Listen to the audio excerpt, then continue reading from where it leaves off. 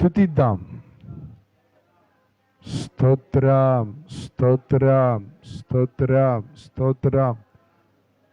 ఘనుడైనటువంటి దేవుణ్ణి స్తుతిద్దాం.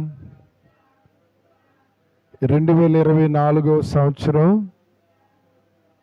ఈ జనవరి మాసంలో చివరి పునరుద్ధానపు ఆరాధనలో మనల్ని నిలిపిన దేవునికి స్తోత్రం చెల్లిద్దాం. స్తోత్రం, స్తోత్రం, స్తోత్రం, స్తోత్రం, స్తోత్రం, స్తోత్రం, స్తోత్రం, స్తోత్రం.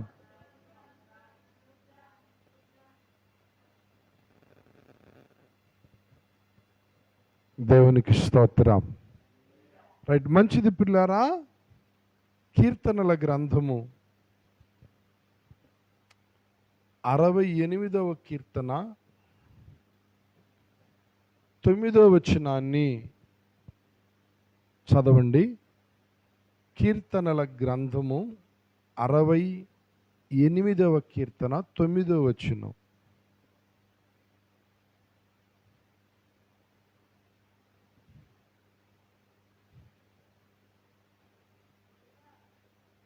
దేవా, నీ స్వాస్థ్యము మీద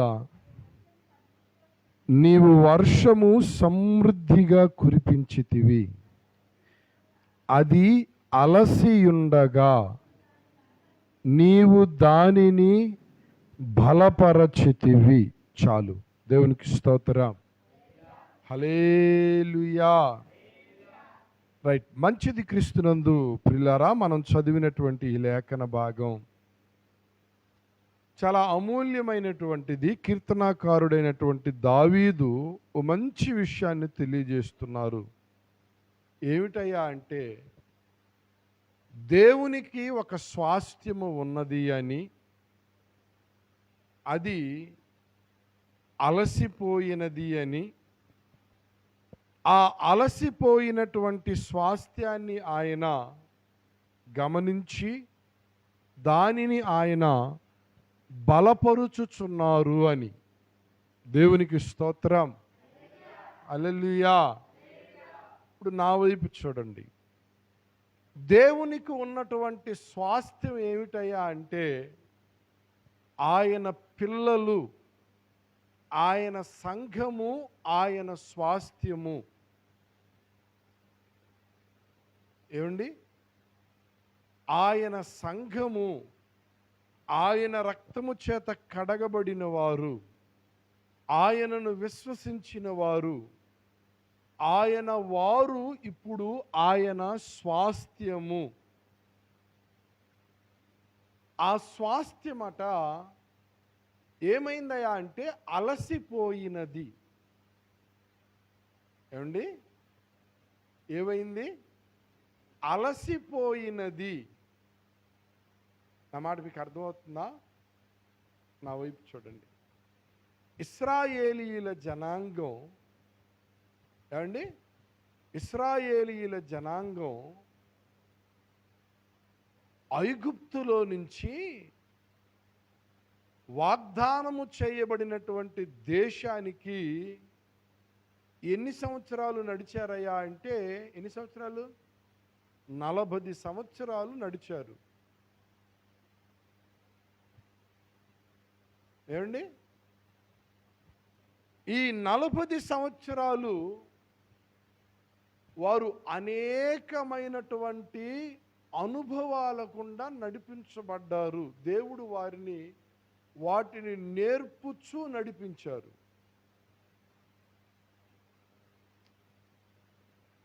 ఆయన స్వాస్థ్యము అలసిపోయినది. అందుకే అంటున్నాడు, ఆయన ఆ అలసినటువంటి వారినట బలపరుచుచున్నారు అని. దేవునికి స్తోత్రం. హల్లెలూయా. మనోళ్ళు కూడా అప్పుడప్పుడు అలసిపోతూ ఉంటారు.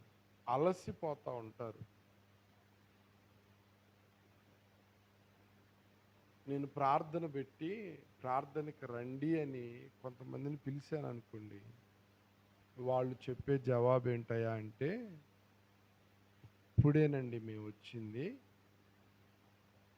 ఇప్పుడే మేము వచ్చింది, బాగా అలిసిపోయాము, ఇక మొహమాటం కూడా ఏమీ లేదు, రాము అంట. ఏమండి, మేము రాము.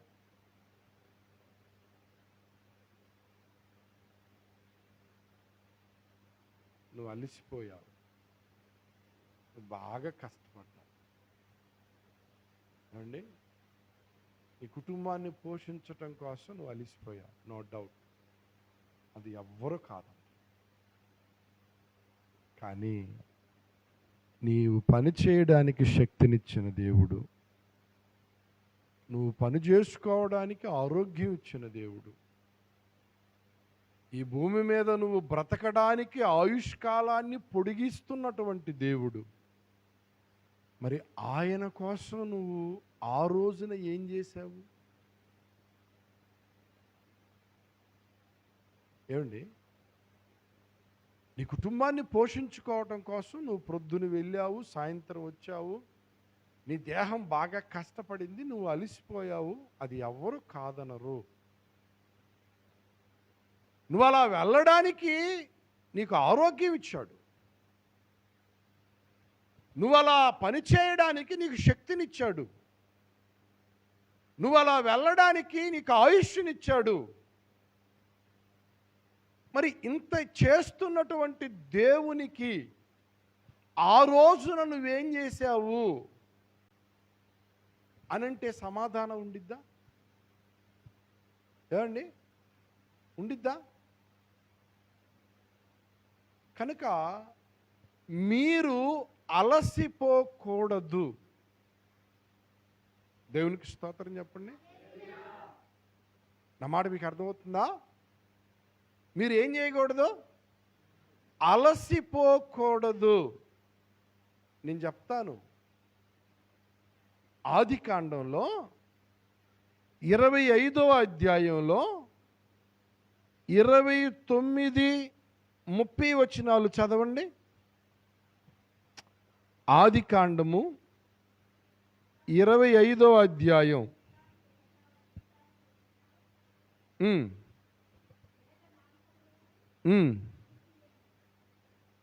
కాదమ్మా, 25వ అధ్యాయం ఆదికాండం 29వ వచనం 30వ వచనం. ఒకనాడు యాకోబు కలగూర వంటకము వండుకొనుచుండగా ఏశావు అలసిన వాడై పొలములో నుండి వచ్చి, నేను అలసి ఉన్నాను, ఆ ఎర్రగానున్న దానిలో కొంచెము దయచేసి నాకు పెట్టుమని అడిగెను. అందుచేత అతని పేరు ఎదోము అనబడెను. అందుకు యాకోబు, నీ జ్యేష్ఠత్వమును నేడు నాకిమ్మని అడుగగా, ఏశావు, నేను చావబోచున్నాను కదా, జ్యేష్ఠత్వము నాకెందుకనెను. దేవునికి స్తోత్రం. అని మనకందరికీ బాగా తెలుసు. ఇస్సాకుకి 2 కుమారులు ఉన్నారు. ఒకడేమో ఏశావు, మరొకడు యాకోబు. ఏశావేమో పెద్దవాడు, యాకోబేమో చిన్నవాడు. ఏమండి, యాకోబు వాళ్ళ నాన్నగారి పేరు ఏం పేరు? వెనకోళ్ళు చెబుతారు.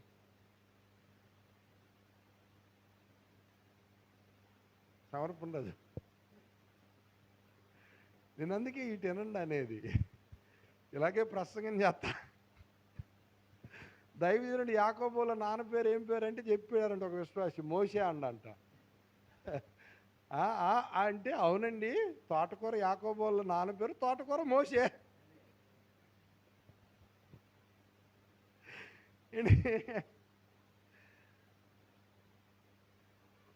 ఇస్సాకుకి 2 కుమారులు, ఏశావు, యాకోబు.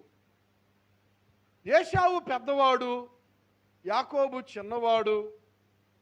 పెద్దవాడంటే జ్యేష్ఠుడు, ఏమంటే చిన్నవాడంటే కనిష్ఠుడు. ఏశావు ఒక రోజున పొలంలో నుంచి వచ్చాడు, బాగా అలిసిపోయాడంట. ఇంటికి వచ్చేసరికి తమ్ముడు వంట చేస్తా ఉన్నాడు. ఏం వండుతున్నాడు? ఎర్రటి చిక్కుడుగాయల ఏమండి వండుతా ఉన్నాడు. బాగా ఆకలిగా ఉండి నాకు కొంత పెట్టు అని అంటున్నాడు. ఆ ఎర్రగా ఉందేందో నాకు పెట్టు అని అంటున్నాడు. యాకోబు అన్నాడు, నేను నీకు పెడతాను కానీ నీ జ్యేష్ఠత్వపు హక్కు నాకు ఇస్తావా? అంటే ఈ ఇంటిలో నువ్వు పెద్దోడివి, నేను చిన్నోడిని కదా, నేను ఉండేది నీకు పెడతా, ఇప్పుడు ఆ జ్యేష్ఠత్వపు హక్కు నాకివ్వు, నేను పెద్దోడిని అవుతా అన్నట్టుగా అంటున్నాడు. ఏమంటే ఏశావు తన జ్యేష్ఠత్వపు హక్కుని ఏం చేశాడయ్యా అంటే కోల్పోయాడండి. కోల్పోయాడు, పోగొట్టుకున్నాడు. మీకు అర్థమైందా? ఓ ఇంటిలో ఇద్దరు వ్యక్తులు ఉన్నారనుకోండి, దేవుడు పెద్దవాడుగా పుట్టించేది మొదటగా పెద్దోడిని ఎందుకు ఇస్తాడయ్యా అంటే, నాన్నగారి తర్వాత ఆ బాధ్యతలన్నీ కూడా భరించవలసింది ఎవరు? ఎవరు? అన్న. ఎవరు? సాధారణంగా అంటున్నారు, అమ్మలోని ఆ నాన్నలోని నా కలిస్తే అన్నా. ఏమండి? అమ్మ నాన్నలను ఇద్దరిని కలగలిపిన వాడు అన్న. నాన్న తర్వాత ఆ బాధ్యతలు పంచుకోవలసిన వాడు. ఏమండి? కుటుంబం యొక్క మంచి చెడ్డలన్నిటిని కూడా చూడగలిగినటువంటి వాడు అన్నే. ఆ జ్యేష్ఠత్వపు హక్కుని పోగొట్టుకోకూడదు, కానీ పోగొట్టుకున్నాడు. కారణం ఏంటంటే బాగా అలిసిపోయాడండి. నా దేవుని పిల్లరా, ఓ వ్యక్తి అలిసిపోయినట్లయితే అతని విచక్షణ జ్ఞానాన్ని కోల్పోయి అతడు కలిగినటువంటి స్వాస్థ్యాన్ని అతడు పోగొట్టుకుంటాడు. జాగ్రత్తగా నాలా. ఏశావు అలిసిపోయి ఆ వంట కోసం, ఆ కూర కోసం తన స్వాస్థ్యముగా ఉన్నటువంటి ఆ జ్యేష్ఠత్వపు హక్కుని కోల్పోయాడు, పోగొట్టుకున్నాడు. అందుకే దేవుని వాక్యం సెలవిస్తూ ఉన్నది, నీవు అలసిపోకూడదు. నేను చెప్తా, దేవునికి స్తోత్రం, హల్లెలూయా. అలసిపోతే ఏం జరిగిద్ది అని మీరు అంటారా? అలసిపోతే శత్రువు వచ్చి, ఏమండి, శత్రువు వచ్చి నిన్ను తరుముతాడు. నిన్ను శత్రువు వచ్చి నీ మీద దాడి చేస్తాడు. ఈ మాట మీరు చదవండి. ద్వితీయోపదేశ కాండము 25వ అధ్యాయము 18వ వచనము మీరు చదవండి. ద్వితీయోపదేశ కాండము 25వ అధ్యాయం 18వ వచనం చదవమ్మా. నీవు ప్రయాసపడి అలసి ఉన్నప్పుడు నీవు వారిలో నీ వెనుకనున్న బలహీనులందరినీ హతము చేసెను. దేవునికి స్తోత్రం, హల్లెలూయా, హల్లెలూయా. ఏమండి? అలసిపోయినట్లయితే శత్రువు వచ్చి ఏం చేస్తాడంట? చెప్పాలా? హతము చేస్తాడు, హతము చేస్తాడు. నా మాట మీకు అర్థమవుతుందా?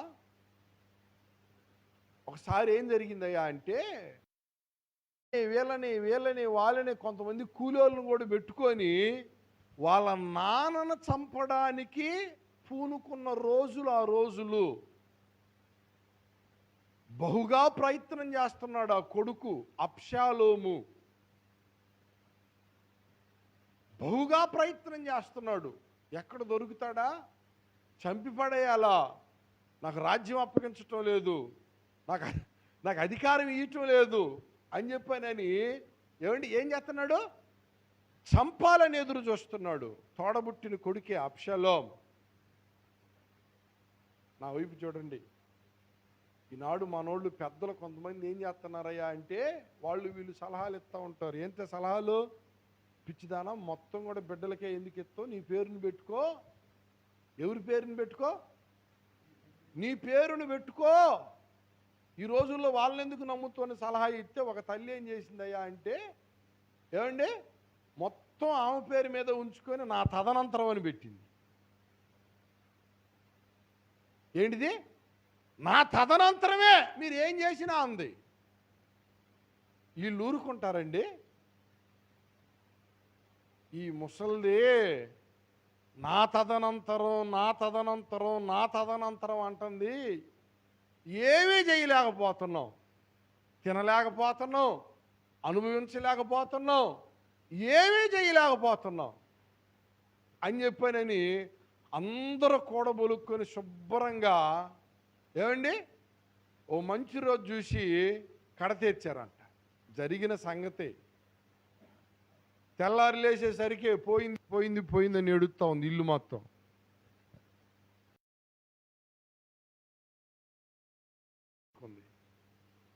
ముసలోళ్ళు చేస్తున్న పనులండి.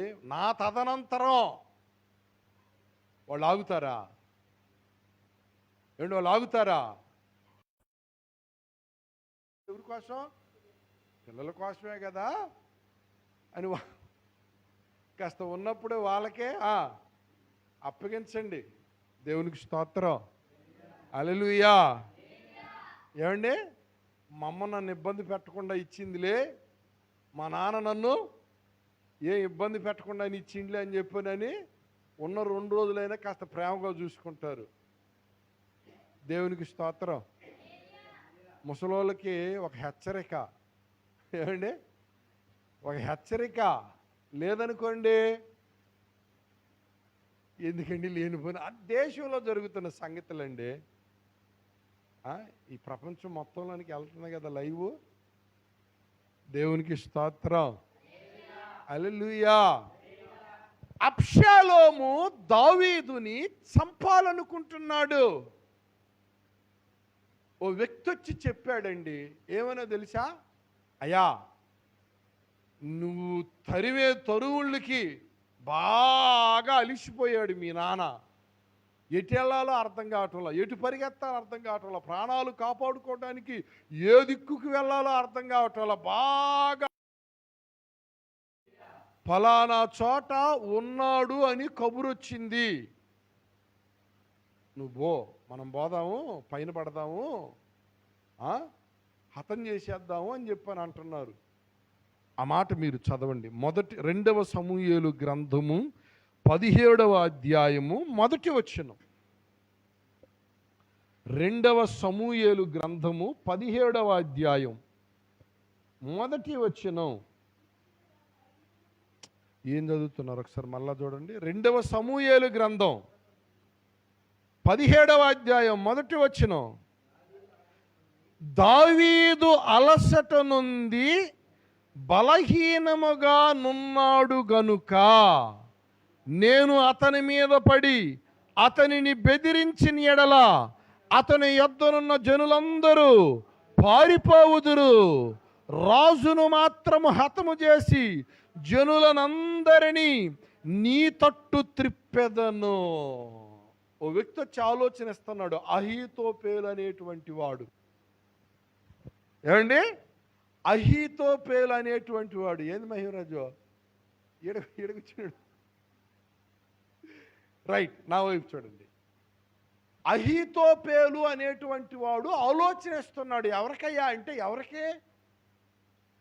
అబ్షాలోముకి. ఒరే, మీ నాన్న ఉండగా నీవు ఏయి పారవు, ఏయి జరగవు. మీ నాన్న పోతే నేను, మీ నాన్న చుట్టూ జనాలు ఉన్నారు కదా, ఏమండి, కనుక బాగా అలిసిపోయి ఫలానా చోట ఉంది దండు, వెళ్ళి అతని మీద పడి బెదిరిస్తే అందరూ పారిపోతారు, అలసిపోయాడు కాబట్టి ఒక్కడే ఉంటాడు, ఆయన గారిని చంపేస్తా. ఇలాంటి మాటలు వచ్చి చెప్పినప్పుడు ఏం చేయాలి? కొడుకుగా ఏం చేయాలి? నువ్వెవడురా పనికి మాలినోడివి, మా నాన్నను చంపటానికి నాకు సలహా ఇస్తున్నావు ఏమండి అని వాడి చెంప మీద పెటేలుమని కొట్టాలి. ఏమండి, నా తోడబుట్టినటువంటి తండ్రిని చంపడానికి నాకు సలహా ఇస్తున్నావా?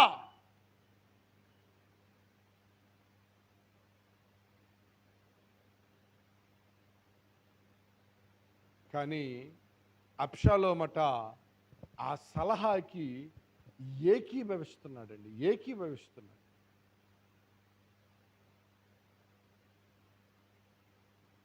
దేవుని వాక్యం సెలవిస్తూ ఉన్నది, దావీదు బాగా అలిసిపోయిన మాట వాస్తవమే కానీ శారీరకముగా, మానసికంగా, ఆత్మీయంగా కాదు. నా మాట మీకు అర్థమైందా? దేవునికి స్తోత్రం చెప్పండి.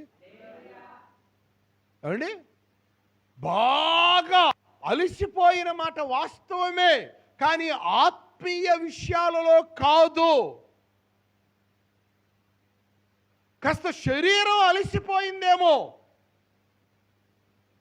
యేసు ప్రభు చెప్పాడు, గెత్సెమనే తోటలోనికి శిష్యులందరినీ ఎత్తుకొని వెళ్ళి చిట్ట చివరి రోజున ఆయన ముష్కరుల చేతికి అప్పగించబడేటువంటి ఆ రోజు ఆ గెత్సెమనే తోటలో ప్రార్థన చేసుకుంటా ఉన్నారు. మీరు ఇక్కడ ప్రార్థన చేయండి, నేను అంత దూరం వెళ్ళి ప్రార్థన చేసుకుంటాను అన్నాడు. ప్రార్థన చేసుకోండి అని మరలా వెళ్ళి ప్రార్థన చేశాడండి. మరలా కాసేపటికి తిరిగి వచ్చేసరికి మరలా నిద్రపోతా ఉన్నారు. యేసుప్రభు అంటున్నాడు, మీ ఆత్మ సిద్ధంగానే ఉన్నది కానీ మీ శరీరం బలహీనమైపోయింది. ఇక పదండి, నన్ను పట్టుకోవడానికి వస్తున్నాను, నా గడియ వచ్చినది. నా దేవుని ప్రియులారా, నువ్వు శారీరక సంబంధముగా ఒకవేళ నీ శరీరం అలసిపోవచ్చేమో కానీ నీ ఆత్మ, నీ ఆత్మీయ జీవితము అలసిపోకూడదు. దేవునికి స్తోత్రం, హల్లెలూయా. ఎందుకయ్యా అంటే నువ్వు అలసిపోయినట్లయితే ఏమండి, శత్రువు తరిమి పట్టుకుంటాడు. ఇంకొక మాట చెప్పనా? మొదటి సమూయేలు గ్రంథంలోనే 30వ అధ్యాయం 10వ వచనం చదవండి. మొదటి సమూయేలు గ్రంథము 30వ అధ్యాయం 10వ వచనం.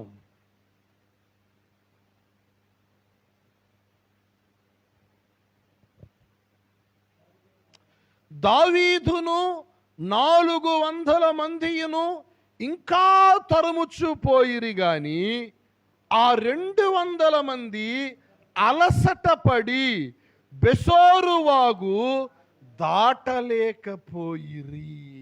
చూశారండి, దావీదుతో ఉన్నటువంటి 400 మంది అంట ఏమండి శత్రువులను తరిమే పనిలో ఉన్నప్పుడు 200 మంది ఉన్నారంటండి. వాళ్ళు అలిసిపోయి శత్రువులను తరమలేక వాగు కూడా దాటలేకపోయారు. నా మాట మీకు అర్థమవుతుందా? ఏమండి, శత్రువు నిన్ను తరమటం కాదు, నీవు శత్రువుని తరమాలి. నీ యొద్దకి రాకుండా, నిన్ను సమీపించకుండా, నీ దరి చేరకుండా, నిన్ను కలవరపరచకుండా నీవే శత్రువుని తరమాలి.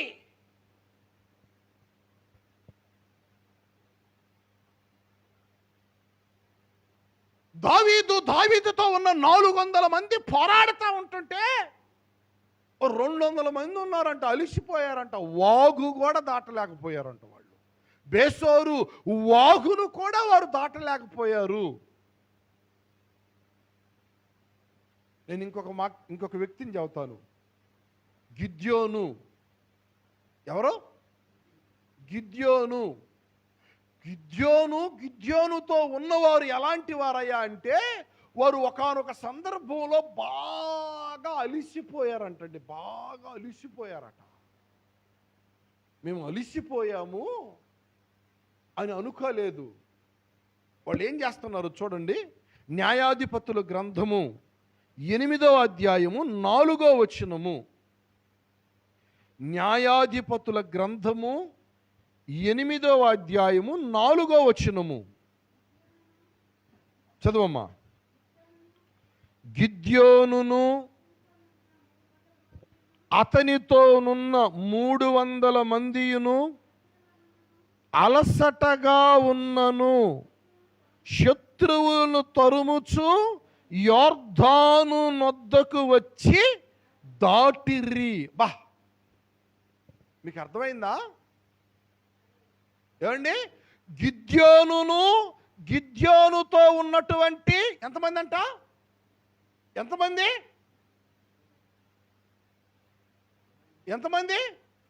300 మంది. దేవునికి స్తోత్రం. హల్లెలూయా. శత్రువుని తరుముచు ఉన్నారట. వారు అలసటగా ఉన్నను. దావీదుతో కొంతమంది ఉన్నారు. ఓ 400 మంది పోరాడుతున్నారు, కానీ ఓ 200 మంది అలసట కొద్దీ బేసోరు వాగు కూడా దాటలేకపోయారు. గిద్యోను అనుభవానికి వచ్చేసరికి గిద్యోనుతో 300 మంది ఉన్నారంట. వారు అలసటగా ఉన్నను. ఏమండి? వారు శత్రువుని తరుముచు యొర్దాను దాటి వెళ్ళిపోతున్నారు. దేవునికి స్తోత్రం. హల్లెలూయా. నా ప్రియ సహోదరి, నా ప్రియ సహోదరుడా, నీవు అలసిపోకూడదు.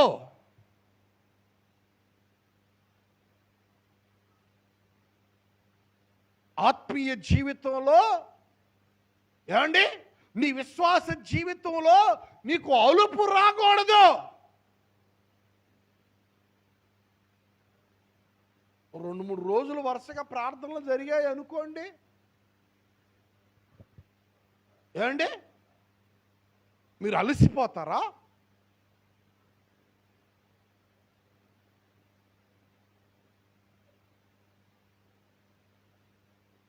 దేవునికి స్తోత్రం. హల్లెలూయా. ఓ 2-3 రోజులు ఉపవాసాలు ఉన్నారు అనుకోండి, అబ్బా ఎప్పుడు ఉపవాసాలు ఉపవాసాలు ఉపవాసాలు అంటూ ఉంటాడు.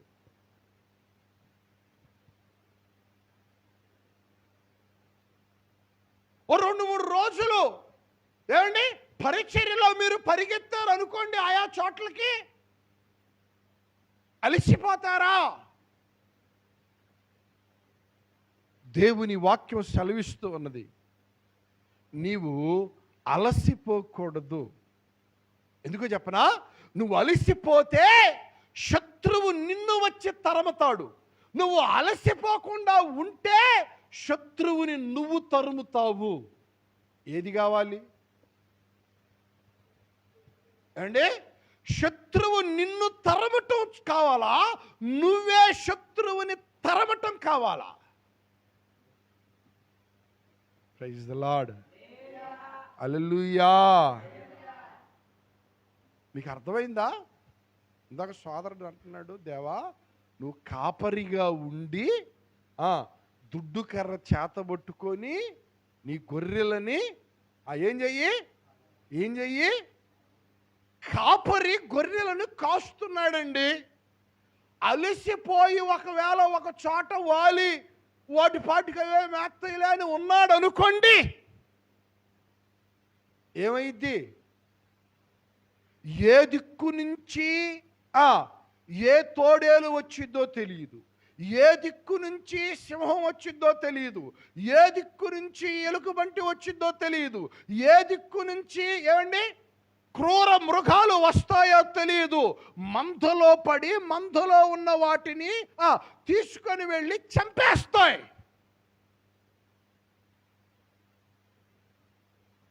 అందుకే కాపరి ఎప్పుడు కూడా వాటి చుట్టూ తిరుగుతూ ఉంటాడు. దేవునికి స్తోత్రం చెప్పండి అండి. గొర్రెల కాపరి యొక్క కనుసన్నల్లో కనుచూపుల్లోనే ఆ మందను పెట్టుకుంటాడు. మీకు అర్థమైందా?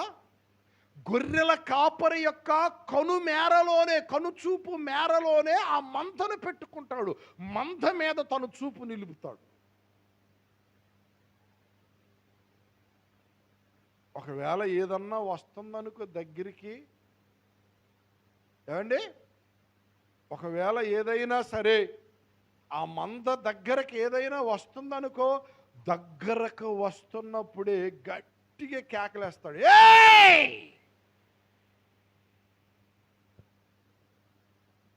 ఆ అరుపుకి ఏమండి ఆ క్రూర మృగాలు ఏమవుతాయి? పారిపోతాయి. బాబోయ్, కాపరి మెలుకోగలిగి అలిసిపోవాలా. దేవునికి స్తోత్రం, హల్లెలూయా. నా దేవుని ప్రియులారా, మీరు అలసిపోకూడదు.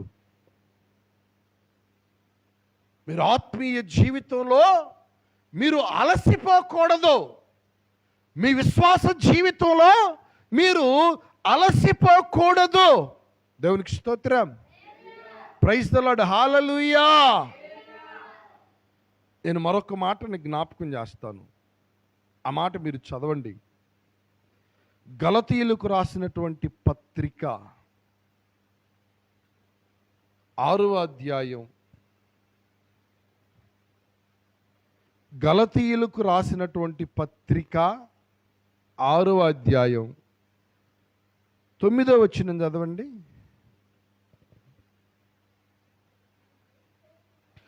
మనము మేలు చేయుట యందు విసుగక యుందుము, మనము అలయక మేలు చేసితిమేని తగిన కాలమందు పంట కోతుము. చాలు. దేవునికి స్తోత్రం, హల్లెలూయా. మంచి మాట పౌలు అంటున్నాడు. పౌలు మహాశయుడు, మనము మేలు చేయుట యందు విసిగిపోకుండా ఉందుము, అలయకుండా ఉందుము.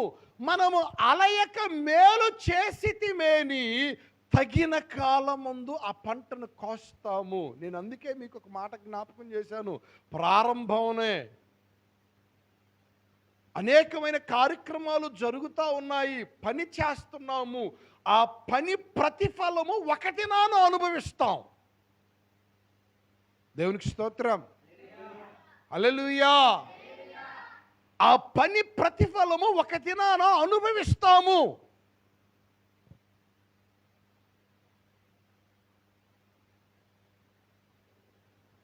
పౌలు గారు అంటున్నారు, మనము మేలు చేయుటలో ఏమండి ఒక కార్యక్రమాన్ని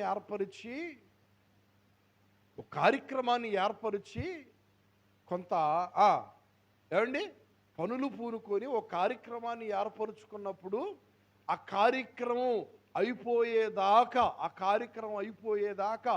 కార్యక్రమంలో పాలు పంపులు పొంది, ఆ కార్యక్రమంలో ఏమండి పాలు పంపులు పొంది కాస్త చక్కగా దేవుని మాటలు ఆలకిస్తూ, దేవుని మాటలు వింటూ, అది ఆశీర్వాదకరము. కొంతమందికి ఆ విషయం తెలియదు. ఇంకెప్పుడు అయిపోయేదే, ఎప్పుడు పెడతారంట.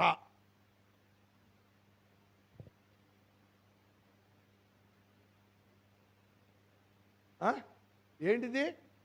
ఇంకెప్పుడు అయిపోయింది, ఇంకెప్పుడు పెడతాడు ఆయన. కొంతమందికి తెలియదు పావు. నేను గమనిస్తూ ఉంటా, లేచిపోతా, ఇంకా అయిపోగొట్టడే, మళ్ళీ లే. కొంతమందికి తెలియదండి పావు. ఈ భౌతిక సంబంధమైనవి ఏమున్నాయండి? ఓ రోజు తింటే చెప్పండి, మరుసటి రోజుకి బహిర్భూమికి వెళ్ళిద్ది. అది కాదు కదా, అంతకంటే అమూల్యమైనటువంటి, శ్రేష్టమైనటువంటి, విలువైనటువంటి దేవుని సన్నిధిని ఏర్పరిచి దేవుని మాటలు ఈ ప్రాంత ప్రజలకు ప్రకటించబడుతున్నప్పుడు ఆ మాటల కోసం నేను వెళ్ళాలి, దేవుని మాటల కోసం నేను ప్రయాసపడాలి, దేవుని సన్నిధిలో వెళ్ళి నేను కూర్చోవాలి. ఆ దిశగా ఆలోచన చేయాలి. ఏమండి, ఏం చేయాలి? ఆ దిశగా జనులు ఆలోచించాలి. ఈ భౌతిక సంబంధమైన ఏముంది, ఎలాంటివి జరుగుతూనే ఉంటాయి. ఏమండి, ఇప్పుడు ఆడాడ ఏ సత్రాలు బత్రాలు వెలుగుతూ ఉంటాయి, ఆడకపోయినా పెడతా ఉంటారు. అది పెద్ద విశేషం కాదు. ఆడకపోతే ఆడకి దేవుని మాటలు దొరుకుతాయా? ఏమండి, ఆడబడితే ఆడ దేవుని మాటలు, నిత్య జీవపు మాటలు, మంచి మాట, నిత్య జీవపు మాటలు దొరుకుతాయా? అది జనులకు అర్థం కావటంలా. మనం ప్రకటిస్తున్నాం, సంఘము మేలు చేయుచున్నది. ఈ ప్రాంతానికి సంఘము మేలు చేయుచున్నది. వారి కష్టార్జితాలు వెచ్చించి, ఏమండి, దేవుని యొక్క వర్తమానాలు ప్రకటించుచున్నది.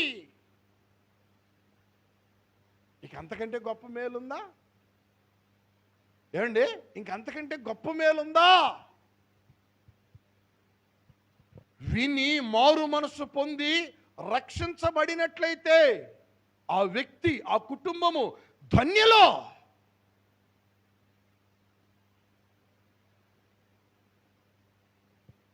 అందుకే మనము మేలు చేయుటలో ఏం చెందకూడదంట? విసుగు చెందకూడదు, అలసిపోకూడదు. సువార్త ప్రకటిస్తూనే ఉండాలి, జనులకు తెలియపరుస్తూనే ఉండాలి. అండి, ఈ సభలో ఇలాంటివి పెట్టేది ఎవరి కోసం?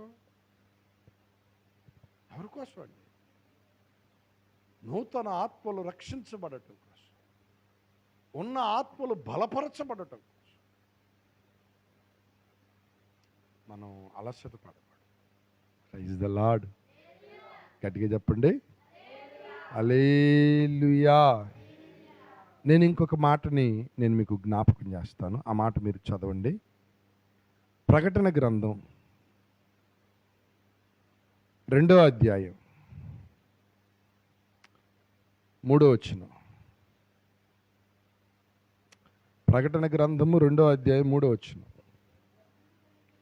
నీవు సహనము కలిగి నా నామము నిమిత్తము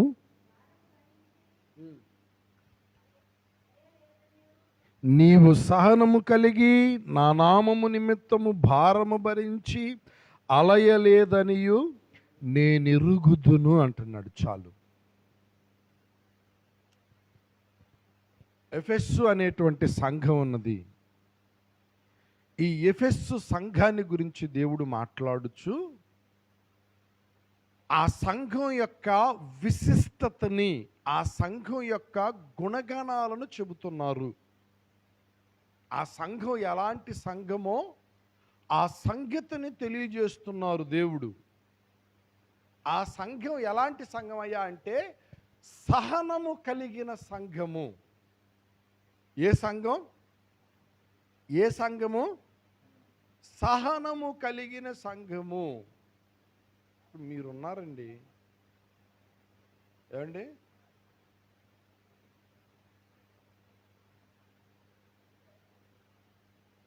దేవుని పరిచర్యలో నడిపించబడతా ఉన్నప్పుడు కొంతమంది దేవుని గురించి అర్థం చేసుకోలేనటువంటి వాళ్ళు రకరకాలుగా మాట్లాడుతూ ఉంటారు. ఆ మాట మీకు అర్థమైందా? సభ జరుగుతూ ఉంటే, ఏమండి, సభలో కుర్చీలు వేశారు, ఓ వ్యక్తి వచ్చి కూర్చున్నాడు. కుర్చీని లాక్కొని పోయి తనకిష్టం వచ్చిన చోట వేసుకున్నాడు. అక్కడ ఉన్నటువంటి వాలంటీర్స్ అన్నారు, అయ్యయ్యా కొద్దిగా లైన్గా వేసాం, లైన్లో కూర్చోండి అయినా అని చెప్పాను. పావయ్యా నా ఇష్టం వచ్చిన చోట కూర్చుంటాను, కూర్చోవాలా వద్దా అన్న. అలా కాదయ్యా, అన్నీ కొద్దిగా లైన్గా వేసా, కొద్దిగా లైన్గా కూర్చుండయ్యా. కూర్చున్నటువంటి వ్యక్తి ఏమో చిరాకు పడుతున్నాడు, కోప్పడుతున్నాడు, ఏమండి కాస్త దుర్భాషలాడుతున్నాడు, వరుమై అన్నట్టుగా.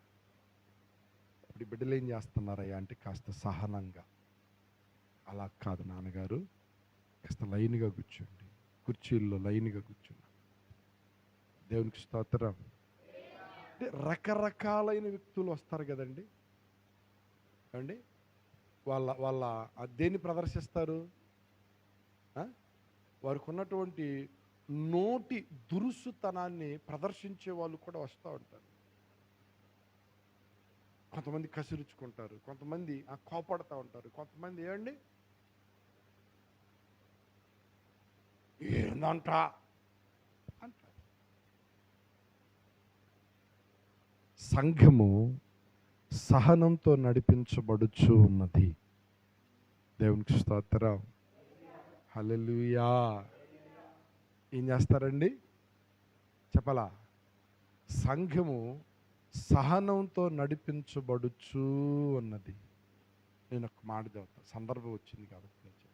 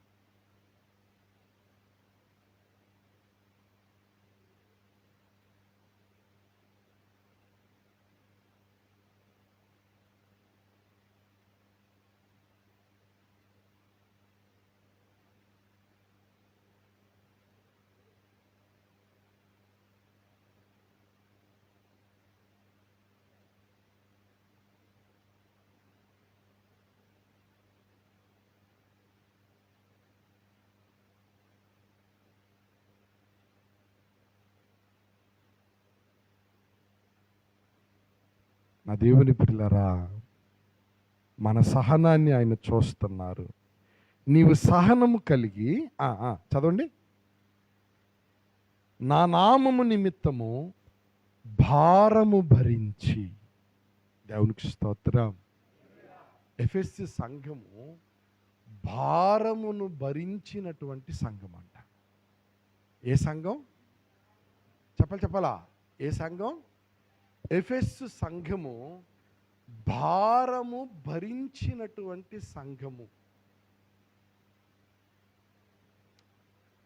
ఏమండి సంఘానికి ఉన్నటువంటి ఓ మంచి లక్షణాన్ని చెబుతున్నాడండి, భారము భరించినటువంటి సంఘము అని.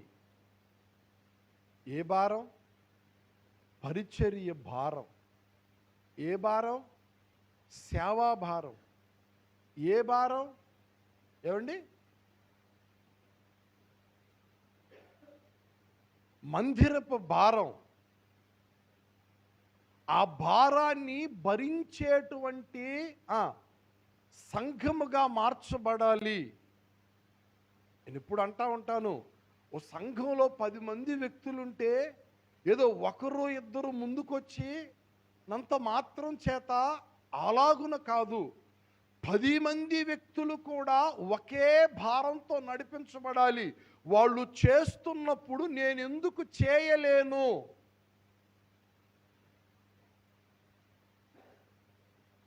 ఏమండి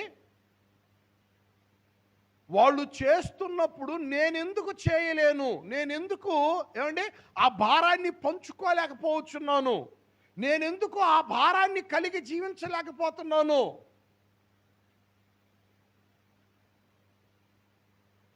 ఇది ఒకరి మీదనో ఇద్దరి మీదనో కాదు, ఓ 10 మంది వ్యక్తులు సంఘంలో ఉన్నప్పుడు 10 మంది మీద కూడా ఆ భారం పెట్టబడతా ఉన్నది. నువ్వు భారమును భరించేటువంటి ఏమండి వ్యక్తిగా నువ్వు మార్చబడాలి.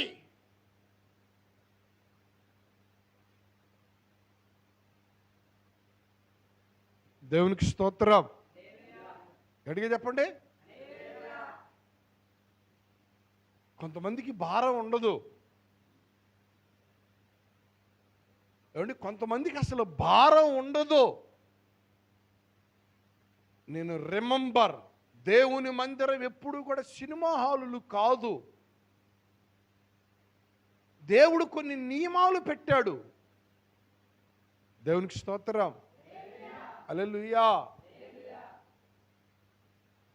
కొన్ని నియమాలు పెట్టాడండి, కొన్ని నియమ నిబంధనలు ఉన్నాయి.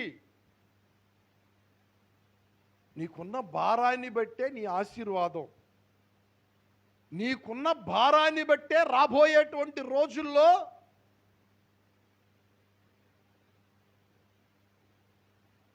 నీ అభివృద్ధి.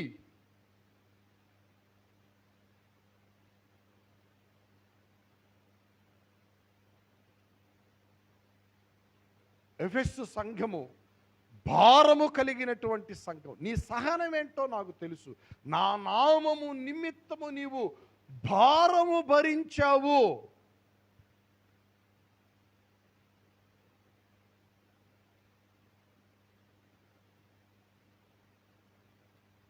నేను మీ గురించి, కొంతమంది గురించి నేను చెప్పగలను. ఓ 10 రూపాయలు పెట్టి మా కడుపుకు పుట్టిన బిడ్డలకి ఏమండి ఓ స్వీట్ ముక్క లేకపోతే ఓ కూల్ డ్రింక్ కొనిపించలేని పరిస్థితి. కానీ దేవుని కార్యాలంటే మాత్రం ఏదైనా సరే, ఎంతైనా సరే చేయడానికి ముందుకు వస్తాము. ఈ భారం అందరిలో ఉండాలి తమ్ముడు, చెల్లి. ఈ భారం అందరిలో ఉండాలి. నువ్వు భారము కలిగినటువంటి విశ్వాసిగా నడిపించబడాలి.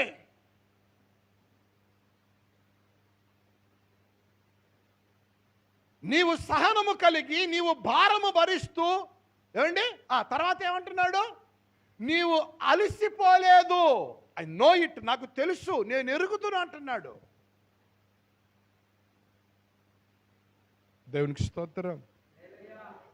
హల్లెలూయా. అందుకే అంటున్నాడండి, నువ్వు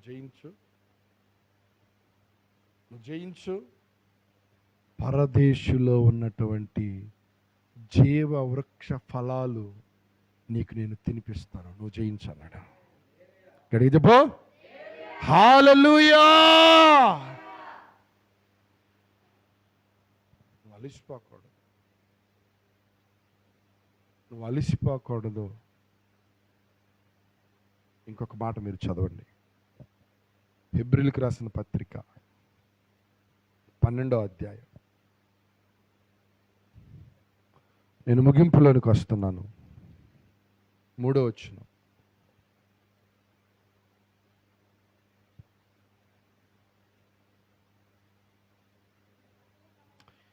మీరు అలసట పడకయు మీ ప్రాణములు విసుగకయు ఉండునట్లు పాపాత్ములు తనకు వ్యతిరేకముగా చేసిన తిరస్కారమంతయు ఓర్చుకొనిన ఆయనను తలంచుకొనండి. దేవునికి స్తోత్రం చెప్పండి. హల్లెలూయా.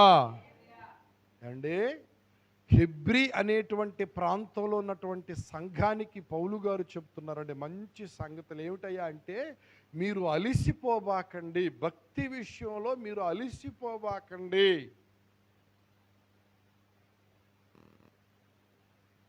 భక్తి విషయంలో మీరు అలిసిపోబాకండి. మీకు శ్రమలు వస్తున్నాయా, కష్టాలు వస్తున్నాయా, తిరస్కారాలు వస్తున్నాయా, నిందలు వస్తున్నాయా, అవమానాలు వస్తున్నాయా, మీరు అలిసిపోబాకండి.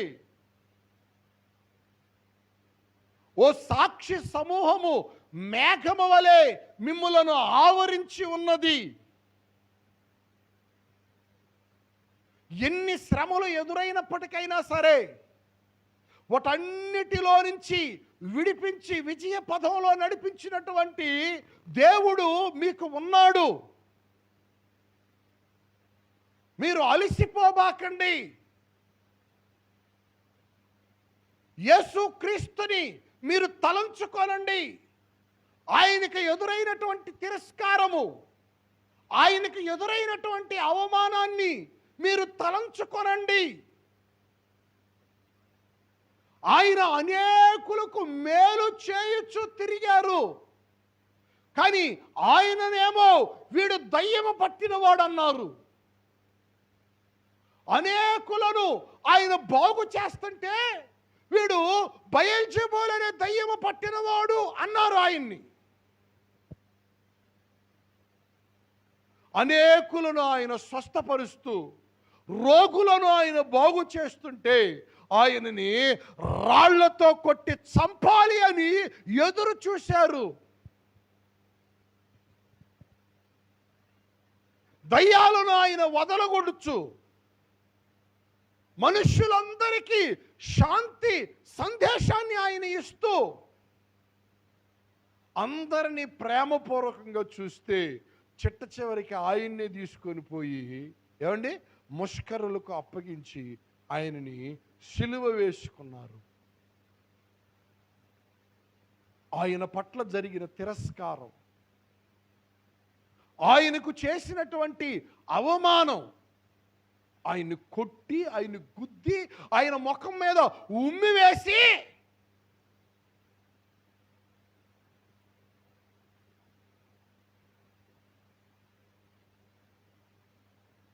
ఆయనను అవమానిస్తే ఏమండి ఆయన వీరేమి చేయుచున్నారు వీరు ఇరుగురు అన్నారు. గుద్దుకు గుద్దు, ఉమ్మికి ప్రతి ఉమ్మి.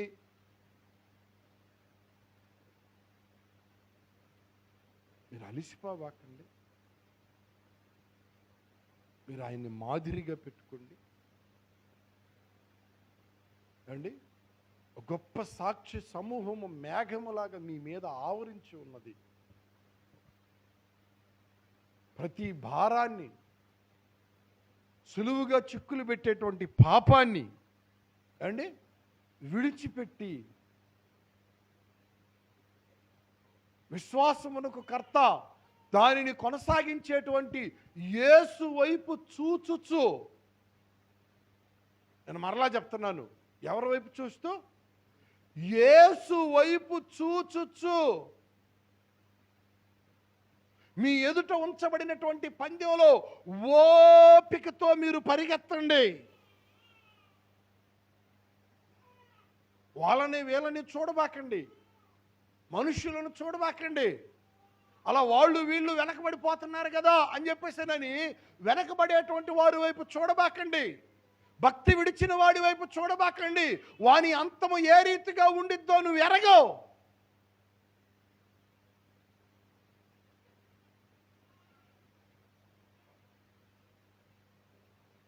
భక్తిహీనుల వైపు చూడబాకండి. వాని గతి రేపు ఏమైపోతుందో నీకు తెలియదు.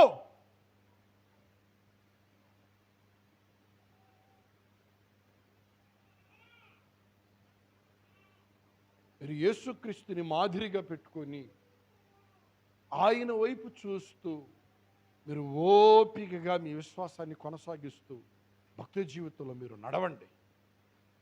మీరు అలసిపోబాకండి. మేఘము వలె మనకు ముందు భక్తి చేసినటువంటి ప్రవక్తలు ఆవరించి ఉన్నారు. దేవునికి స్తోత్రం కలుగును గాక. హల్లెలూయా. అందుకే నువ్వు అలసిపోకూడదు. సంఘం ఎప్పుడు ఆత్మ సంబంధమైన విషయాలలో అలసిపోకూడదు. దేవునికి మహిమ కలుగును గాక. హల్లెలూయా. ఒక్క మాట మీకు జ్ఞాపకం చేస్తా. ఒకవేళ అలసిపోయావా ఏమండి? యెషయా గ్రంథం చదవండి, అన్నమాట చదవండి. యెషయా గ్రంథం 28వ అధ్యాయం 11వ వచనం. యెషయా గ్రంథం 28వ అధ్యాయం 11వ వచనం. అలసిన వానికి నెమ్మది, నెమ్మది, నెమ్మది. దేవునికి స్తోత్రం. గట్టిగా చదువుతారా? ఇర్మియా గ్రంథం 31వ అధ్యాయం 24వ వచనం. ఇర్మియా గ్రంథం 31వ అధ్యాయం 24వ వచనం. అలసియున్న వారిని ఆశను నేను తృప్తిపరుస్తాను. దేవునికి స్తోత్రం. అలసి ఉన్న వారికి నెమ్మది. ఒకవేళ అలసిపోయినట్లయితే నా దేవుడు నిన్ను తృప్తిపరచును గాక, నెమ్మదితో మిమ్మల్ని నడిపించును గాక. విశ్వాస జీవితంలో మీరు ఎన్నడూ కూడా అలసిపోకుండా నా ప్రభువు మిమ్మల్ని నడిపించును గాక. హల్లెలూయా. కళ్ళు మూసుకుందాం, ప్రార్థన చేద్దాం. కళ్ళు మూసుకొని ప్రార్థన చేద్దాం. నా దేవుని ప్రియులారా, ప్రభువా, నేను అలసిపోకుండా మా నాయన, నేను అలసట పడకుండా దేవా నా విశ్వాస జీవితాన్ని కొనసాగించండి నాయనా. నేను అలసిపోకూడదు. నా భక్తి జీవితంలో, నా ఆత్మీయ జీవితంలో, నా ప్రార్థనా జీవితంలో నేను అలసిపోకూడదు ప్రభువా. ప్రార్థన చేద్దాం. చేయండి, ప్రార్థన చేయండి. చేద్దాం, ప్రార్థన చేద్దాం. నేను అలసిపోకూడదు నాయనా. అలసిన వారి ప్రాణమును సొమ్మసిల్లింపజేసినటువంటి ప్రాణమును ఆయన తెప్పరిల్ల చేసేవాడు. సొమ్మసిల్లిన వారిని, అలసిన వారిని ఆయన బలాభివృద్ధి ప్రసాదించి నడిపించే దేవుడు. చేద్దాం, ప్రార్థన చేద్దాం. చేద్దాం, ప్రార్థన చేద్దాం. ప్రభువానికి స్తోత్రం నాయన. నేను అలసిపోకుండా, నేను సొమ్మసిల్లిపోకుండా నాకు సహాయం దయచేయండి ప్రభువా అంటూ, నాయనా నేను భారము కలిగి, నా ప్రభువా నేను భారము కలిగినటువంటి వ్యక్తిగా మా నాయన నన్ను మారుచుండి. నీ పనిని గురించి, నీ పరిచర్యను గురించి, నీ మందిరమును గురించి, సంఘమును గురించి ఆ భారం నాలో ఉండాలి. నా దేవానికి స్తోత్రాలు ఆయన. నా ప్రియ సహోదరి, నా ప్రియ సహోదరుడా, నువ్వు అలసిపోకూడదు. విస్తారమైనటువంటి పరిచర్య, విస్తారమైనటువంటి పని, విస్తారమైనటువంటి సేవ, విస్తారమైనటువంటి దేవుని కార్యక్రమాలు నీ ఎదుట ఉన్నాయి, నీ ముందు పెట్టబడుచున్నాయి. నువ్వు అలసిపోకూడదు. ప్రార్థన చేద్దాం, ప్రార్థన చేద్దాం. స్తోత్రం నాయనా. పరిశుద్ధుడా మీకు వందనాలు నాయనా. ప్రేమ స్వరూపి నీకు స్తోత్రాలు మా దేవా. జీవము కలిగిన మా తండ్రి, జీవాధిపతి, మీ ఉన్నతమైనటువంటి నామమును బట్టి మీకు వందనాలు, స్తోత్రాలు చెల్లిస్తున్నాం. మీ కృపలో బలపరిచి జ్ఞాపకం చేసుకుని మా నాయన నజరేయుడైనటువంటి యేసు నామములో ప్రార్థన చేస్తూ ఉన్నాం. నాయనా, నీ మంద అలిసినప్పుడు దానిని బలపరిచిన దేవుడవు నీవు. దానిని తృప్తిపరిచి ప్రభువా తిరిగి మరలా మా నాయన పునరుజ్జీవింపజేసిన దేవుడవు నీవు. నా దేవా మీకు స్తోత్రం. ఆత్మీయుల జీవితాలలో మా తండ్రి అలసిపోకుండా ప్రభువా అయ్యా నీకు స్తోత్రం. విశ్వాస జీవితంలో అలసిపోకుండా, ప్రార్థనా జీవితంలో అలసిపోకుండా మా నాయన నీ కొరకు ప్రభువా బ్రతికేటువంటి జీవితంలో అలసిపోకుండా నా దేవా మీకు స్తోత్రం. ఒక్కొక్కరిని బలపరచండి అయ్యా, ఒక్కొక్కరిని బలపరచండి అయ్యా. ప్రతి బలహీనతను తొలగించండి అయ్యా, బలహీనతలను దూరపరచండి అయ్యా. అలసిపోకూడదు మా నాయన, అలసట రాకుండా మా తండ్రి ఒక్కొక్కరిని ప్రభువా మీరు మా నాయన బలపరచండి, మీరు బలపరచండి దేవా, మీకు స్తోత్రం నాయన, నీకు వందనాలు. యేసు నామములో నాయన అలసిన వారికి నెమ్మదిని దయచేయుదురుగాక, అలసిన వారి ప్రాణములను మీరు తృప్తిపరచుదురుగాక. అయ్యా నీకు స్తోత్రాలు ప్రభు. నా దేవా మీకు వందనాలు చెల్లిస్తున్నాం. మీ కృపలో మీరు నడిపించమని ఒక్కొక్కరిని మా నాయనానికి స్తోత్రం. శత్రువుని లెస్సగా ఓడించేటువంటి ప్రభువా అయ్యా, ఆత్మాభిషేకముతో, బలముతో, ఆత్మీయ బలముతో మీరు నింపి నడిపించుదురుగాక. అయ్యా మీకు కృతజ్ఞతలు చెల్లిస్తున్నా. మీ గొప్ప సహాయము దయచేయమని మీ ఉన్నతమైన నామమును బట్టి మీకు వందనాలు, స్తోత్రాలు చెల్లించుకుంటూ యేసు నామములో ఈ ప్రార్థన అడిగి వేడుకొనిచున్నాము పరమ తండ్రి, ఆమేన్. హల్లెలూయా. అందరూ చేతులు ఎత్తి చెప్పండి. రైట్, అందరూ కళ్ళు తెరిద్దాం.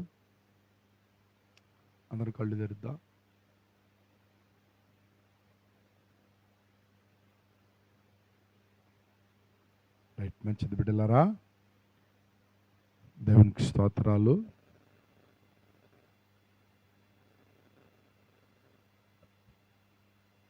కానుక పరిచర్య జరగబోచుండగా